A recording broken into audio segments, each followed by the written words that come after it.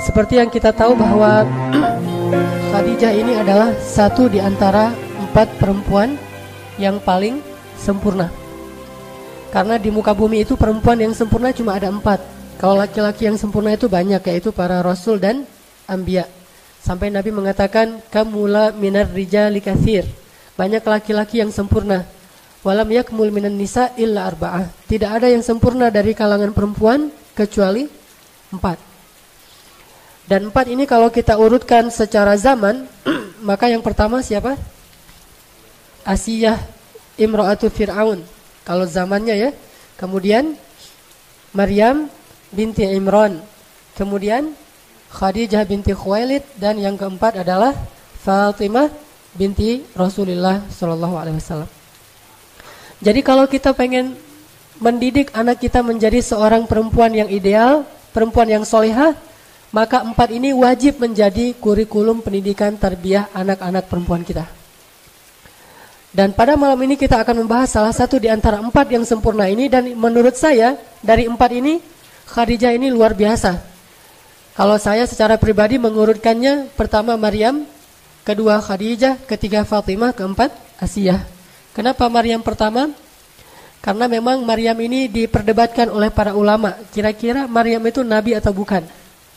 Kalau 3 yang terakhir ini tidak diperdebatkan, sepakat para ulama mereka bukan nabi tapi solehah gitu.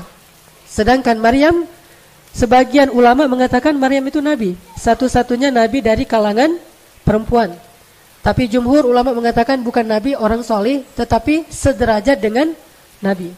Ini artinya bahwa membahas tentang perempuan-perempuan 4 ini luar biasa. Enggak akan pernah habis teladan yang bisa kita ambil dari mereka semua.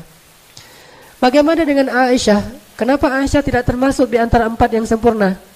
Selain memang Aisyah punya keistimewaan tersendiri, tetapi nanti kita akan tahu jawabannya. Kenapa Aisyah tidak masuk bersama Khadijah di antara orang-orang yang sempurna? Walaupun Aisyah memiliki keistimewaan yang juga tidak kalah banyak.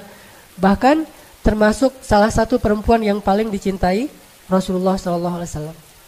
Kita bicara tentang Ibunda Khadijah. Bagi saya ibunda saya itu adalah semua istri Rasulullah, Khadijah, Aisyah dan seterusnya.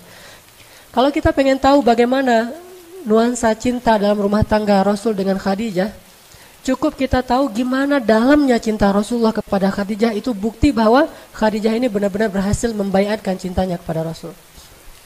Ini sekarang kita bahas beberapa contoh kasus bentuk dalamnya cinta Rasulullah kepada Khadijah. Rasulullah itu diberikan 9 bidadari pengganti Khadijah, itu enggak ada satupun yang bisa menggantikan Khadijah. Kalaupun 9-9-nya itu bersatu untuk beramal soleh, berbuat baik, mencintai Rasulullah setulus hati mereka, sama sekali tidak bisa menggantikan perasaan tentang Khadijah di dalam hati Rasulullah SAW. Itu dalam banget tuh. Cinta Rasul kepada Khadijah tuh sangat-sangat dalam, melebihi cinta beliau kepada Aisyah. Dan begitulah hati laki-laki.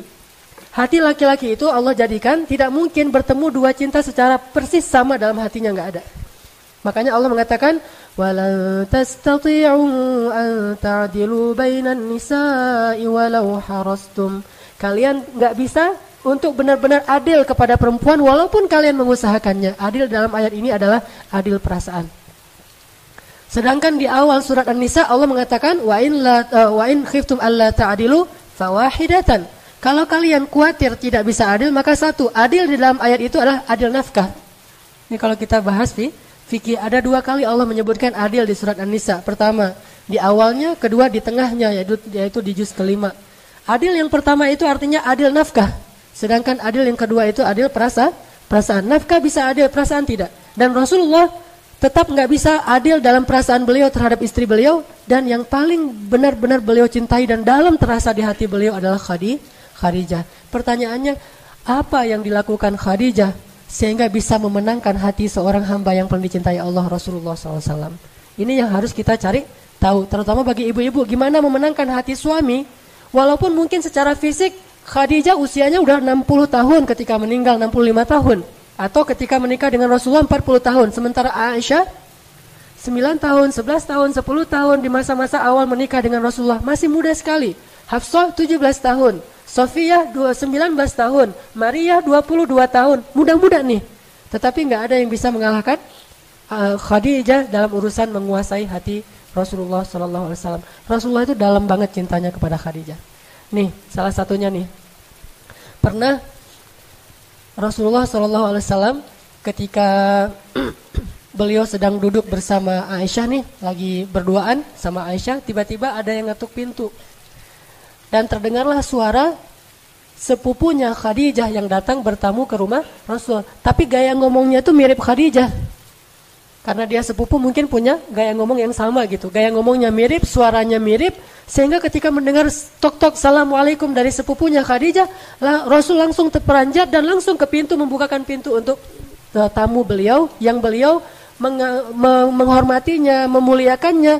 Sebagaimana beliau sangat mencintai dan menghormati Khadijah. Sehingga diberikan semua jamuan-jamuan yang terbaik yang dimiliki oleh Rasul untuk sepupu Khadijah. Aisyah ngelihat itu, Rasulullah kalau ke Khadijah, jangankan Khadijahnya, sepupunya yang datang, itu Rasulullah tuh bahagia banget. Ini sepupu Khadijah, bangga gitu. Dilihat lagi oleh Aisyah, karena keseringan kayak gini, Aisyah lama-lama jadi cemburu tuh. Akhirnya Aisyah bilang apa? Khadijah, dalam tanda seru gitu. Kalau bahasa kita, Khadijah lagi gitu ya. Kalau bahasa orang Arab, Khadijah, kata Aisyah. Ya Rasulullah, kata Aisyah karena cemburu, kenapa engkau tidak pernah bisa melupakan perempuan tua itu? Kata Aisyah, kenapa engkau nggak pernah bisa ngelupain perempuan yang udah berumur itu? Langsung Rasulullah dalam keadaan tidak senang. Beliau kemudian wajahnya memerah dan mengatakan, ya Aisyah, demi Allah aku tidak akan pernah bisa melupakan Khadijah sampai akhir hayatku. Sesungguhnya dia telah masuk dalam hatiku sedalam-dalamnya dan tidak akan pernah aku lupakan cintanya kepada Khadijah. Terus Rasulullah bilang, dia beriman kepadaku ketika orang lain kufur. Dia memberikan hartanya kepadaku ketika yang lain memegang erat harta-harta mereka. Dia membantuku dalam dakwah dan menemaniku ketika yang lain meninggalkanku dan seterusnya. Dan salah satunya dia memberikan kepadaku anak-anak ketika yang lain tidak memberikan anak. Jadi dari Khadijah Rasulullah punya anak berapa? Ayo coba kita hitung. Anak yang pertama namanya Qasim. Makanya Rasulullah dikenal juga dengan panggilan Abu Qasim. Kemudian yang kedua Zainab. Kemudian yang ketiga Ruqayyah, Ummu Kulsum, kemudian Abdullah, kemudian Fatimah. Sedangkan dari yang lain cuma ada satu nanti Ibrahim, kalau nggak salah dari Maria, tapi juga sama meninggal di masa masih kecil. Oke, artinya Khadijah itu sangat dicintai oleh Rasulullah sehingga Rasulullah marah ketika Aisyah menghina Khadijah di depan Rasulullah. Dan marahnya Rasulullah itu adalah sunnah. Jadi kita harus tahu bahwa Rasulullah itu marahnya kapan, senangnya kapan, memaafkannya kapan, membalasnya kapan, semua yang dilakukan Rasulullah itu adalah sunnah. Jadi jangan hanya ucapannya yang dianggap sebagai sunnah. Sikap Nabi itu sunnah, dan marahnya Rasul ketika Aisyah menghina Khadijah itu marah yang paling baik. Posisi marah yang paling ideal itu di situ tuh. Tetapi dengan cara tidak mencela, tidak menyakiti, tidak menzalimi istri, tetapi di situ suami marah. Sehingga ketika misalnya ada orang lain yang menghina istri kita, atau ada saudara kita menghina istri kita, atau teman kita menghina istri kita, maka di situ marahnya kita itu ikut sunnah Nabi. Tetapi dengan syarat marah yang beretika, tidak mencela, tidak menyakiti, tidak menzalimi hak-hak orang lain. Dan Rasulullah SAW kadang beliau marah, kadang beliau senang, kadang beliau memaafkan, kadang beliau membalas sesuai dengan haknya. Semua ini adalah sunnah Rasulullah SAW. Ini salah satu contoh bagaimana cintanya Rasulullah kepada Khadijah. Ada lagi yang luar biasa. Ketika terjadi Fathu Makkah, apa arti Fathu Makkah? Ada orang bilang penaklukan kota Makkah, bukan. Pembebasan kota Makkah, karena Rasulullah tidak menaklukkan siapa-siapa. Pembebasan kota Makkah. Ketika terjadi pembebasan kota Makkah, Fathu Makkah, itu semua sahabat itu pulang ke rumah-rumah mereka masing-masing. Sahabat Muhajirin, Utsman pulang ke rumahnya, Umar pulang ke rumahnya, Abu Bakar pulang ke rumahnya, bahkan Ali juga pulang ke rumahnya. Tapi Rasulullah tidak pulang ke rumahnya yang ada di Makkah. Kemana beliau pergi? Beliau pergi jauh ke Ma'la, dan kemudian beliau membuat tenda persis di sebelah makamnya Khadijah. Di sanalah beliau bermalam selama terjadi Fathu Makkah, di sebelah makamnya Khadijah. Buat tenda di situ. Setelah itu malam-malam beliau nggak mau diganggu, mau berduaan aja dengan Khadijah. Beliau duduk di depan makamnya Khadijah, kemudian beliau bicara kepada Khadijah. Baca nanti Sirah Ibnu Hisham, sirah yang paling lengkap tentang Rasulullah SAW. Disebutkan di situ Rasulullah curhat kepada Khadijah sambil menangis di depan makamnya Khadijah. Rasulullah mengatakan, ya Khadijah, sadaqti ya Khadijah, sadaqti. Kamu benar ya Khadijah, kamu benar. Apa yang kamu ucapkan dulu tuh benar banget. Apa yang dibenarkan oleh Rasulullah tentang Khadijah? Dulu ketika awal dakwah Nabi lakukan di Makkah, Rasulullah tuh kan dicela, dihina, dimusuhi. Khadijah bilang apa? Ya Rasulullah, demi Allah, jangan khawatir. Sesungguhnya Allah pasti akan memenangkan agama ini. Dan Allah tidak akan mengecewakan engkau. Jadi semangatlah ya Rasulullah. Allah gak akan ngecewain engkau. Dan Allah pasti akan memenangkan agamamu ini. Itu yang dikatakan Khadijah di awal dakwah. Ternyata sekarang Rasulullah berhasil membebaskan kota Makkah. Sehingga Rasulullah datang kepada Khadijah. Kemudian beliau mengatakan kepada Khadijah. Dan Khadijah di dalam kuburnya, entah dia dengar entah tidak, Allah yang lebih tahu. Rasulullah mengatakan, ya Khadijah, sadaqti ya Khadijah, sadaqti. Kamu benar banget wahai Khadijah. Allah telah menunaikan janjinya untuk memenangkan agama ini sebagaimana kata-katamu dulu. Kemudian Nabi menangis di kuburan Khadijah. Sama seperti misalnya saya pulang ke Aceh. Ibu saya meninggal dalam musibah tsunami bersama kakak saya dan dimakamkan di pemakaman massal, pemakaman umum. Dan itu jaraknya dengan bandara itu dekat. Jadi kalau saya pulang turun bandara itu langsung sekitar 15 menit itu udah ada pemakaman tentang korban tsunami. Saya selalu kalau pulang ke Aceh itu keluar dari bandara langsung mampir ke kuburan ibu saya. Cuma kan saya nggak tahu posisi ibu saya di mana, kan gede banget tuh, berapa hektar gitu. Nah akhirnya saya duduk di salah satu pojok pemakaman besar itu. Kemudian saya ngomong gitu, Mak, ini abang udah pulang Mak gitu. Pas awal-awal saya datang dari Mesir tuh berkesan banget tuh. Karena saya pengen banget ngajak ibu saya jalan-jalan, naik pesawat. Kan ibu saya belum pernah naik pesawat tuh. Pengen ngajarin gimana rasanya naik pesawat. Malah kalau bisa pengen umrohin ibu dan segala macam. Cuma ya Allah mentakdirkan yang lain. Pas saya pulang saya curhat, Mak ini abang pulang. Kak Yus, kakak saya namanya Kak Yus nih adik pulang segala macam. Ngomong aja di situ. Itu bukan bid'ah. Dan itu nggak ada hubungannya dengan ahli kubur itu dengar atau enggak. Kita kan nggak tahu ya, karena Allah yang lebih tahu. Cuma itu adalah bentuk dari memuaskan rasa rindu seorang kekasih kepada kekasihnya. Dan Rasulullah melakukan itu. Bukannya Khadijah pasti dengar kemudian nanti bisa dialog. Ini lain lagi nih. Kalau ada yang minta fatwa ke ahli kubur, minta nasihat misalnya, mau pemilihan caleg gitu ya, datang ke kuburan, Mbah, ini muridnya Mbah mau minta nasihat gitu-gitu ya. Minta wejangan, terus pura-pura dengar. Oh iya ya Mbah, ya ngerti Mbah gitu. Apa yang dia ngerti? Ada yang kayak gitu. Ini Allah alam ya, saya nggak ngerti. Saya nggak berani memfatwakan itu bid'ah atau enggak. Saya bukan ahli fikih, tapi yang dimaksud dengan curhatnya Nabi itu bukan kayak gitu. Curhatnya Nabi adalah Rasulullah itu hanya ingin mengekspresikan betapa rindunya beliau kepada Khadijah. Beliau ingin sekali bertemu dengan Khadijah, memeluk Khadijah, mengatakan kepada Khadijah, wahai Khadijah, perjuangan kita sekarang sudah menang. Beliau ingin mengatakan itu kepada Khadijah. Beliau ingin memperlihatkan kepada Khadijah bahwa pengorbanan Khadijah itu gak sia-sia. Beliau ingin tunjukkan kepada Khadijah bahwa Khadijah itu benar dan dia adalah istri sejati yang pernah menolong Rasulullah dari awal berdakwah di Makkah. Itulah Khadijah. Gak ada istri yang bisa lebih hebat daripada Khadijah. Sehingga Rasulullah datang ingin curhat kepada Khadijah dan mengatakan, ya Khadijah, sadaqti, kamu benar wahai Khadijah. Apa yang kamu katakan itu benar, bahwa perjuanganmu tuh gak sia-sia. Allah sudah memenangkan perjuangan kita ya Khadijah. Ini bayat cinta. Apa yang udah dilakukan Khadijah sehingga begitu dalam cinta Rasulullah kepadanya. Bahkan tidak tergantikan oleh 9 orang istrinya, walaupun istri-istri yang cantik dan masih belia. Ini kita bandingkan aja tanpa ada niat menjelek-jelekan Aisyah ya. Karena kalau kita bahas Aisyah juga luar biasa. Tapi kita bandingkan misalnya Rasulullah pernah pulang ke rumah Aisyah dalam keadaan lelah, capek, habis berdakwah, habis berjihad.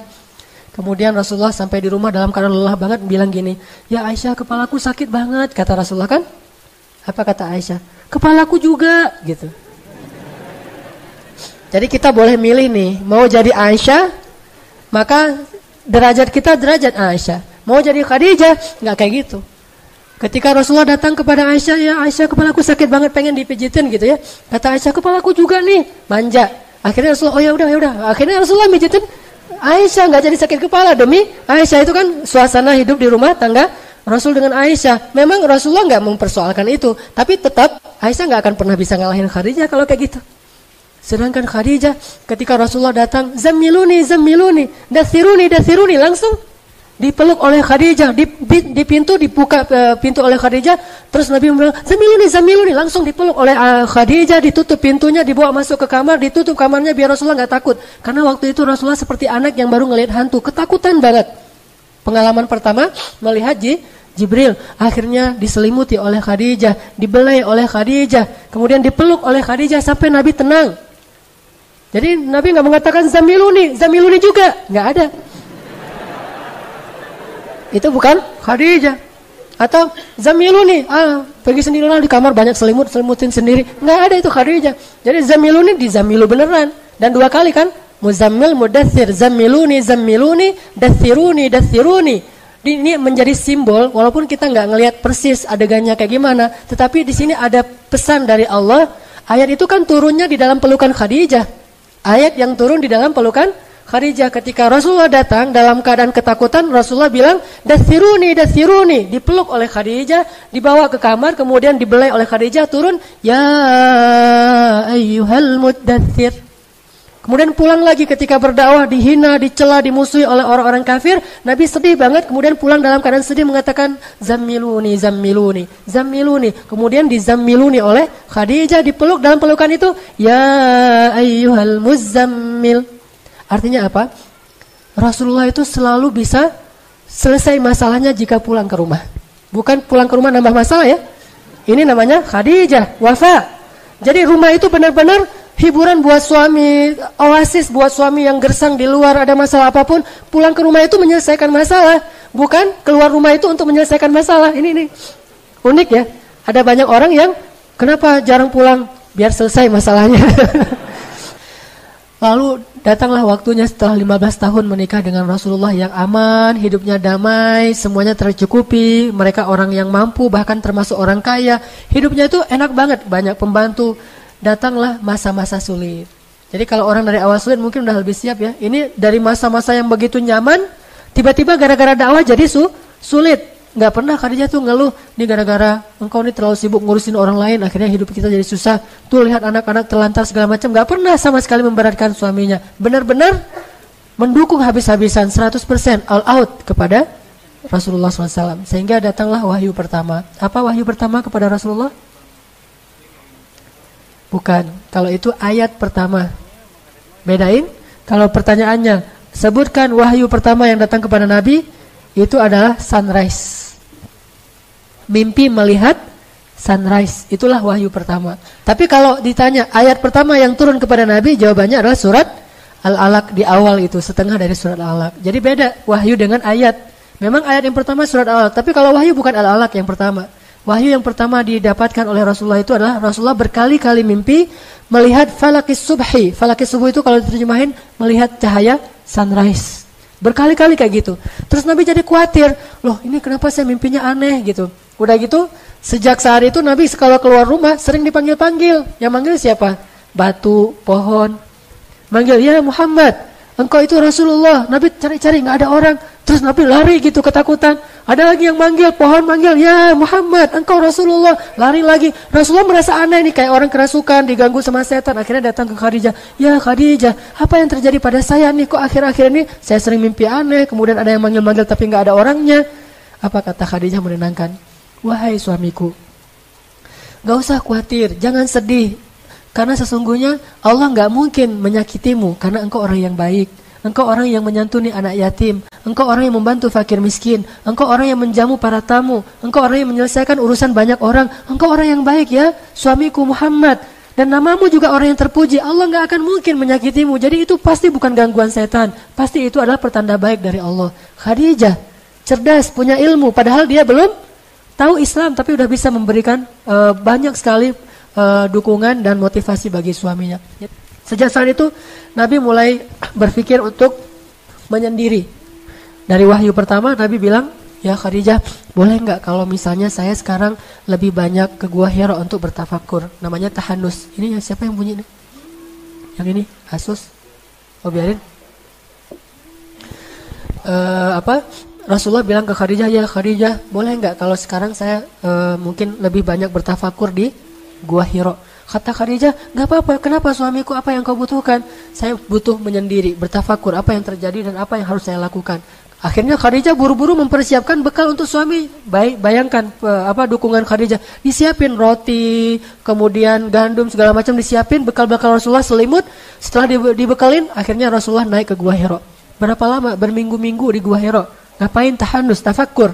Ini apa yang terjadi? Bagaimana memperbaiki bangsa ini dan seterusnya. Itulah pemikiran seorang laki-laki. Dia mikirin solusi untuk umat, bukan cuma mikirin diri sendiri dan keluarga. Mikirin nih umat kita nih lagi krisis nih, banyak yang terzolimi, umat kita jauh dari agama, terus gimana? Kalau bahasa teman-teman tabligh itu punya fikir gitu. Dia selalu punya fikir untuk umat, bukan cuma punya fikir untuk diri sendiri dan keluarganya. Nah inilah rijal, laki-laki sejati. Dan Khadijah mendukung, memberikan bekal, akhirnya naiklah ke Gua Hira. Kalau bahasa sekarang, Rasulullah terhandus ke Gua Hira, itu bahasa sekarangnya tuh suami-suami kita tuh rajin ke taklim. Ngapain sih taklim seminggu sampai 3 kali gitu ya? Itu lagi tafakur, belajar dulu. Karena dengan belajar akhirnya dia bisa berbuat lebih untuk umatnya, untuk bangsanya, untuk negaranya, untuk kaum muslimin. Sehingga dia datang ke Gua Hira yang bernama Al-Latif misalnya. Kalau itu kan Gua Hira. Ini Al-Latif Gua Hira-nya anak-anak muda Bandung. Insyaallah ya. Jadi rajin ke Latif, ya dukungin aja, bahkan bekelin gitu.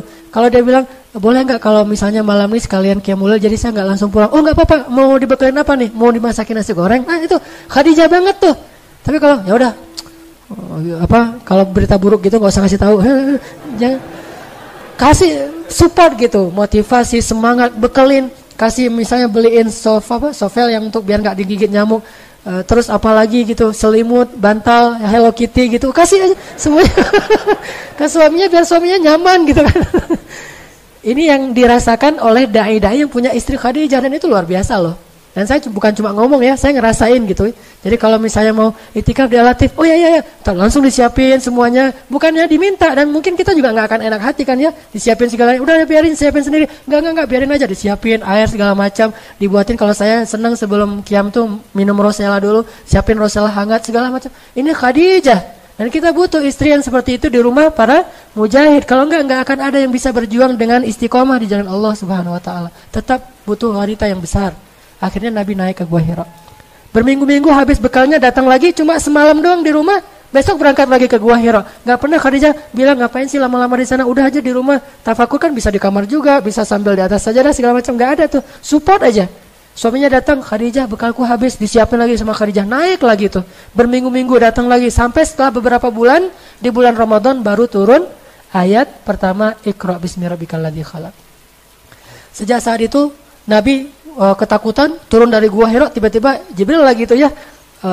Pas Nabi keluar dari Gua Hira, diinin sama Jibril, dipanggil sama Jibril, terus Jibril tuh mau menampakkan wujud aslinya di langit dunia itu. Semua langit itu penuh dengan wajah Jibril. Bayangin aja malaikat segede itu ngelongok gitu kan ya. Bumi cuma sekelereng kan bagi dia kan, bagi malaikat, terus ngelihat kayak gini tuh gimana tuh? Semua seantero cakrawala dilihat itu wajah Jibril, terus manggil lagi tuh, ya Muhammad kan, wah suaranya tuh langsung Nabi ngelihat kemanapun ngelihat ada wajah Jibril. Terus kata Jibril, jangan lari ya Muhammad, jangan lari, aku Jibril, kamu Rasulullah, lagi kenalan. Cuma cara kenalannya gitu amat ya. Jadi, Jibril lagi kenalan, aku ini Jibril ya Muhammad, kamu itu Rasulullah. Rasulullah lari, bahkan bayangin aja Gua Hira itu kan curam banget tuh.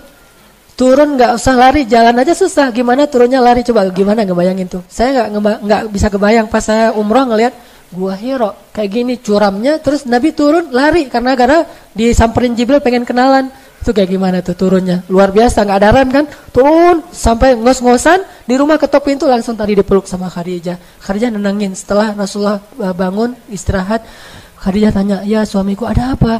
Kata Rasulullah, ada kejadian aneh, tiba-tiba datang sosok makhluk yang luar biasa besarnya, wajahnya memenuhi langit segala macam. Aku nggak tahu ini kenapa dengan aku akhir-akhir ini gitu. Dan dia berpesan Iqra bismi rabbikal ladzi khalaq.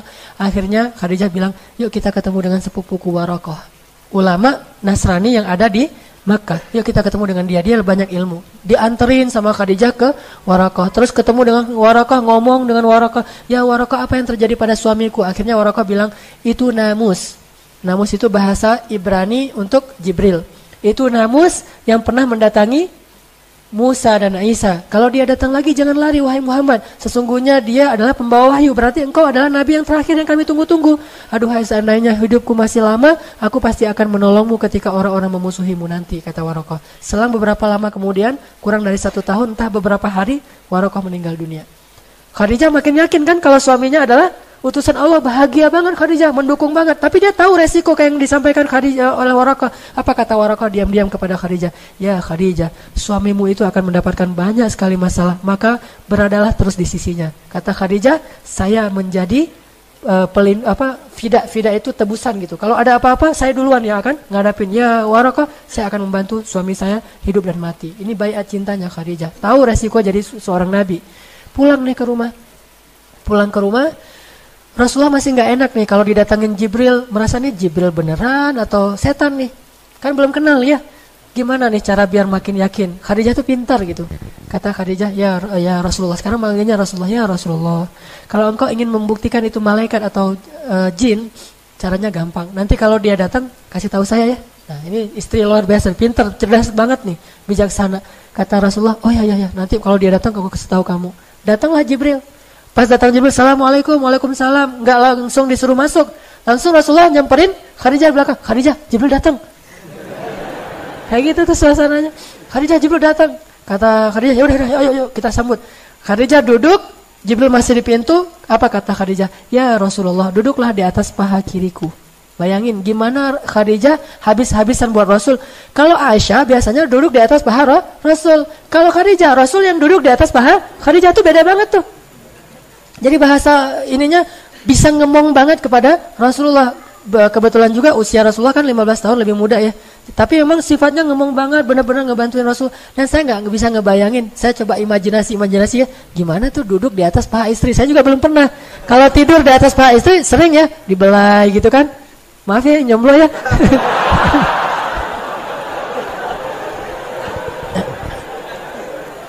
Pulang dari Al-Latif, udah ngomong dua sesi taklim, sesi tarbiyah. Capek banget pulang, mau tidur di atas paha istri dibelah-belah gitu. Itu enak banget loh. Tiba-tiba bangun udah azan subuh, kan luar biasa tuh. Rasulullah duduk di atas paha Khadijah, di atas paha kirinya. Khadijah bilang, duduklah di atas paha kiriku ya Rasulullah. Rasulullah duduk, kemudian Khadijah nanya, apakah engkau masih bisa ngelihat Jibril? Kata Rasulullah, masih bisa ya Khadijah. Kalau gitu coba pindah ke paha kanan. Ini dalam hadisnya kayak gitu.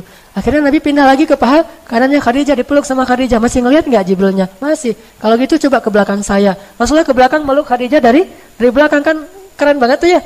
Meluk dari belakang kayak orang lagi ngapain gitu kan. Udah gitu Khadijah nanya, ya Rasul masih ngelihat Jibril nggak? Masih. Akhirnya Khadijah pura-pura mau membuka cadar dan jilbabnya. Pas dia mau membuka itu, Rasulullah tanya, ya Rasulullah masih ngelihat Jibril? Kata Rasulullah, udah nggak ngelihat, Jibril udah pergi.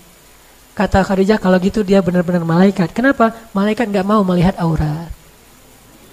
Malaikat tidak mau melihat aurat. Kalau dia masih ngelihat, melototin lagi, itu jin banget tuh.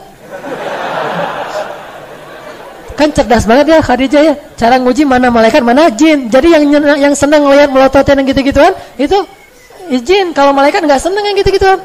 Jadi kalau kita pengen nih, yang cewek-cewek nih pengen doanya mustajabah, diaminkan oleh malaikat, kemana dia pergi dinaungin malaikat, berarti muhajjabah, tutuplah auratnya, karena malaikat nggak mau dekat dengan orang yang membuka aurat. Kenapa? Malaikat itu sangat terjaga. Pandangan matanya malaikat itu terjaga. Emang malaikat ada hawa nafsu? Ini bukan soal nafsu ya, tapi soal kesucian, kehormatan, dan malaikat itu menghargai perempuan. Sehingga malaikat nggak mau melihat perempuan yang sedang membuka aurat. Jadi kalau malaikat Jibril datang ke rumah Khadijah, itu pasti minta izin dulu. Takutnya Khadijah belum pakai jilbab. Makanya Khadijah nguji nih. Pas mau dibuka, belum dibuka juga, Jibril udah pergi tuh. Ya Rasulullah masih ngelihat? Enggak, berarti dia Jibril malaikat, bukan jin. Makin mantap tuh Rasulullah. Oh ya, kalau gitu berarti saya benar-benar Rasul nih. Kan tadi ragu tuh, Rasul beneran nggak sih? Apalagi setelah dapat ayat pertama Al-Alaq, 6 bulan itu nggak ada wahyu. Nah dalam 6 bulan itu kan Nabi jadi ragu lagi. Jangan-jangan saya nggak jadi Nabi ini, dibatalin gitu kan. Khadijah terus 6 bulan. Jadi awal-awal masa Nabi beradaptasi dengan status baru sebagai Rasulullah, Khadijah itu benar-benar ngedukung Rasul. Ditambah lagi ketika turun ayat, sekarang berdakwahlah secara terang-terangan. Mulailah episode-episode yang sulit. Mulai dicela, mulai dimusuhi, mulai habis-habisan. Ketika Rasulullah pulang dalam keadaan wajahnya berlumuran kotoran, bajunya banyak kotoran, Rasulullah pulang ke rumah, Khadijah sambil menitikkan air mata, sambil membersihkan kotoran di tubuh Rasulullah. Tapi terus ngasih motivasi, tapi nangis gitu, karena sedih suaminya diperlakukan kayak gitu. Dan yang paling membuat saya merasa sedih itu adalah ketika Rasulullah SAW itu imbas dari dakwah beliau itu sampai kepada anak-anak beliau yang perempuan, putri-putrinya. Saya nggak bisa ngebayangin tuh kalau putri saya diperlakukan kayak gitu gara-gara dakwah saya. Itu luar biasa. Siapa putrinya yang diperlakukan kayak gitu? Ruqayyah dan Ummu Kulsum. Ruqayyah dan Ummu Kulsum dinikahkan dengan putranya Abu Lahab. Berarti sepupuan ya. Nikah dengan sepupunya. Abu Lahab gak beriman kepada Rasulullah. Sehingga gara-gara Abu Lahab benci sama Rasulullah, apalagi setelah berdakwah, Abu Lahab menyuruh anak-anaknya untuk menceraikan istri mereka, yaitu anak Rasulullah. Diceraikannya tuh bukan dengan cara yang biasa, diceraikan dengan cara yang hina banget. Diusir dari rumah, disuruh pulang ke orang tuanya sambil dimaki-maki gitu. Sehingga akhirnya datanglah Ruqayyah ke rumah Khadijah. Ibu gitu nangis, kenapa nak, kenapa? Suamiku menceraikanku, mertuaku marahin aku, mereka mencela aku segala macam, katanya aku anak seorang pendusta segala macam, nangis habis-habisan di depan Khadijah, dipeluk oleh Khadijah. Terus Khadijah bilang, sabar ya, jangan sampai kita membuat ayah kita susah gara-gara kamu dalam kasus ini. Enggak dikasih tahu kepada Rasulullah. Sampai akhirnya Rasulullah tahu sendiri dari keluarga Abu Lahab, saking menjaganya perasaan Rasulullah. Jangan sampai concern Rasulullah di dakwah itu terganggu oleh masalah anaknya. Bukan justru bilang ke Rasulullah, lihat tuh anak kita tuh jadi imbas gara-gara kerjaan kamu. Enggak, justru disuruh sabar anaknya, jangan ngeluh ya, kita harus dukung ayah kita gitu. Terus aja. Enggak lama kemudian hari kedua datang lagi Ummu Kulsum, sama juga statusnya, dicerai oleh suaminya, nangis-nangis. Khadijah menghibur lagi, sama sekali enggak menyalahkan suaminya Rasulullah yang sedang berdakwah. Sampai akhirnya saking sedihnya Rasulullah anaknya diperlakukan kayak gitu, Nabi berdoa, ya Allah, utuslah serigalamu untuk anak-anaknya Abu Lahab. Itu sekali-kalinya Nabi berdoa itu dalam bentuk doa yang buruk. Dan itu terjadi. Akhirnya anak Abu Lahab itu matinya gimana? Dimakan serigala dalam satu perjalanan. Saking sedihnya Rasulullah ketika anaknya diperlakukan kayak gitu. Dan Rasulullah itu sering tersentuh kalau urusan perempuan. Kalau ada perempuan yang dizalimi, Rasulullah itu marah banget. Termasuk kenapa Rasulullah membunuh satu Bani Quraidah orang Yahudi, karena melecehkan seorang perempuan, roknya diikat dengan tali, kemudian pas dia jalan kesikap auratnya sehingga dia malu. Lalu ketika dia malu disorakin rame-rame. Lalu ada laki-laki muslim yang membela dia, dibunuh sama pemuda Yahudi. Akhirnya Rasulullah marah udah. Kalau udah main perempuan, Rasulullah tuh marah besar. Akhirnya mereka dikepung, nggak mau menyerahkan pembunuhnya, dan mereka pun diperangi. Sekitar 300 orang laki-laki Yahudi kemudian dibunuh oleh Rasulullah SAW. Gara-gara nggak mau menyerahkan para pembunuh laki-laki tadi dan yang telah melecehkan perempuan Islam. Artinya bahwa Rasulullah itu sedih banget ketika anaknya digituin. Terjadi lagi nanti pemboikotan terhadap Rasulullah selama 3 tahun. Nah, ketika Rasulullah diboikot selama 3 tahun, Khadijah menemani Rasulullah. Dan sampai Khadijah habis hartanya membiayai berapa orang? Ada lebih dari 1.000 orang kaum muslimin Bani Hashim yang diboikot, siang malam ditanggung oleh Abu Bakar dan Khadijah, 2 orang ini. Sampai Abu Bakar jatuh miskin, sampai Khadijah jatuh miskin. Bayangin, ngebayarin pengungsi selama 3 tahun. Kan luar biasa tuh, pengungsinya banyak, setiap hari butuh air, dan air mahal di Mekah itu. Mereka bayar air aja udah habis uangnya, kayak kita beli aqua setiap hari tuh, lama-lama untuk satu masjid aja kayak gini nih, sekitar 500 orang. Kalau setiap hari itikaf di masjid kan lumayan tuh kan ya, biayanya. Yang nanggung cuma 2 orang, 1 ikhwan, 1 akhwat. Selama 3 tahun coba bayangin, kayak gimana tuh butuhnya. Nyembeli onta, selimut, orang-orang yang sakit, segala macam. Semuanya dibiayai oleh Khadijah dan Abu Bakar. Sampai setelah selesai pemboikotan 3 tahun, Khadijah wafat. Karena Khadijah sakit keras. Ada adegan yang mengharukan di situ. Dalam keadaan sakit keras, dalam keadaan meriang gitu, Khadijah masih mempersiapkan makanan untuk Rasulullah SAW. Nggak ada sama sekali istirahatnya. Dari sejak menikah, apalagi sejak berdakwah, itu nggak ada istirahatnya. Sampai Nabi bilang, Khadijah istirahat. Apa Khadijah? Ya Rasulullah, kata Khadijah, istirahat kita nanti di akhirat. Istirahat kita nanti di akhirat. Perjuangan banget, berdua nih berjuang habis-habisan. Kalau bisa disebut, Islam ini adalah hasil pengorbanan Abu Bakar dan Khadijah, selain Rasulullah pastinya. Islam itu yang kita sekarang nikmati ini adalah hasil perjuangan seorang perempuan yang luar biasa, Khadijah. Ya Rasulullah, istirahat kita nanti di akhirat. Dan benar-benar istirahatnya di akhirat. Gak ada istirahatnya, sakit pun meriang. Dan itu bukan sakit biasa, sakit menjelang wafat.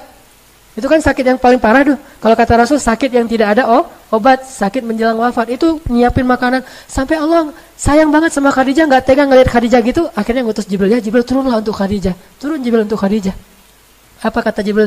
Assalamualaikum ya Rasulullah. Rasulullah baru datang. Kata Jibril, ya Rasulullah, tolong nanti kalau Khadijah datang bawa makanan, bilang ke Khadijah, Allah menitipkan salam untuk Khadijah. Allah sendiri yang nitipin salam buat Khadijah. Dan Jibril juga nitipin salamnya. Jangan lupa ya, Jibril nitipin salam tuh untuk Khadijah. Saking kagumnya Jibril kepada Khadijah, dia pengen nama dia juga disebutin. Jibril juga nitipin salam kepada Khadijah. Ya wahai Jibril. Kemudian Jibril pergi, datanglah Khadijah membawa makanan itu sambil gemetar gitu karena udah mau meninggal, udah sakit banget, ditaruh di depan Rasulullah sambil tersenyum. Ya Rasulullah, makan Rasulullah, ada apa lagi? Terus melayani Rasulullah wafat. Udah gitu Rasulullah mengatakan, ya Khadijah, baru aja Jibril pulang. Ada apa ya Rasulullah? Kata Jibril, Allah menitipkan salam untukmu. Tahukah kita apa maknanya? Kalau Allah udah nitipin salam, itu tandanya dia mau kembali kepada Allah. Itu pertanda Allah udah kangen banget sama Khadijah dan pengen segera mengambil Khadijah ke sisinya. Allah nitipin salam kepadamu ya Khadijah. Jibril juga menitipkan salam langsung. Khadijah menangis. Menangis terharu dan sedih sekaligus. Terharu karena pengen ketemu Allah yang dia cintai, tapi sedih harus meninggalkan kekasihnya sendiri sementara perjuangan belum selesai. Coba gimana tuh? Perjuangan belum selesai tapi dia udah harus pergi karena usianya berselang 15 tahun. Dan ketika Khadijah wafat, Khadijah usianya 65 tahun udah gak bisa lagi menemani Rasulullah, udah selesai. Tugasnya Khadijah udah selesai sementara Nabi masih harus berjuang. Sehingga Khadijah nangis, ya Rasulullah kalau saya pergi gimana dengan engkau? Ya Rasulullah gimana dengan engkau? Melebihi sedihnya Abu Thalib ketika meninggal karena menyisakan anaknya yang belum selesai ponakannya yang belum selesai dakwah. Khadijah sedih banget karena harus pergi sebelum bisa menemani Rasulullah sampai di ujung perjalanan. Akhirnya berdua sedih, nggak jadi makan tuh. Nangis saja berdua sama Rasulullah. Ya Rasulullah gimana nih kalau saya meninggal sementara engkau masih sendiri? Rasulullah menghibur Khadijah. Lalu selang beberapa hari kemudian Khadijah meninggal dunia. Rasulullah sangat sedih di hari meninggalnya Khadijah. Diurus sendiri semuanya sampai ke kuburannya. Dan tahun itu Rasulullah benar-benar terpukul. Dikenallah tahun itu dengan nama Tahun Duka Cita. Meninggallah pejuang sejatinya Rasulullah SAW. Abu Thalib meninggal. Selang beberapa minggu kemudian meninggal yang paling dicintai Rasulullah yaitu Khadijah. Sementara Rasulullah masih punya bayi yang masih kecil banget dan insya Allah nanti suatu saat akan persis seperti Khadijah hiburan buat Rasulullah. Siapa dia? Fatimah. Itulah sebabnya Rasulullah nggak bisa ngelupain Khadijah banget sampai ketika Fatu Makkah Rasulullah mengatakan, ya Khadijah, perjuangan kita sudah berbuahkan hasil. Benar kata-katamu wahai Khadijah, engkau benar, Allah akan memberikan kemenangan bagi agama ini. Inilah wafatnya Khadijah kepada suaminya. Ibu-ibu, belajar dan ajarkan ini kepada putri-putri kita. Istri yang sejati itu adalah istri yang bisa wafa habis-habisan buat suami. Gak ada pengecualian. Suami saya begini, gak ada pertanyaan kayak gitu. Terus saja. Karena kata Nabi apa? Siapa yang wafa kepada manusia, maka Allah wafa kepada dia. Apa wafanya Allah kepada Khadijah? Kata Allah dalam hadis Jibril tadi saya lupa ngatain, bahwa Allah berpesan kepada Rasulullah, wahai Muhammad, sampaikan kepada Khadijah, Allah sudah menyediakan untuk Khadijah ribuan istana di dalam surga, dan di dalam istana itu dia punya banyak pembantu sehingga tidak ada lagi rasa lelah dan letih di dalam istana itu. Khadijah selama ini udah letih selama 10 tahun menemani Rasulullah, sekarang sudah tidak ada lagi letih. Seperti kata Khadijah, ya Rasulullah, istirahat kita nanti di akhirat.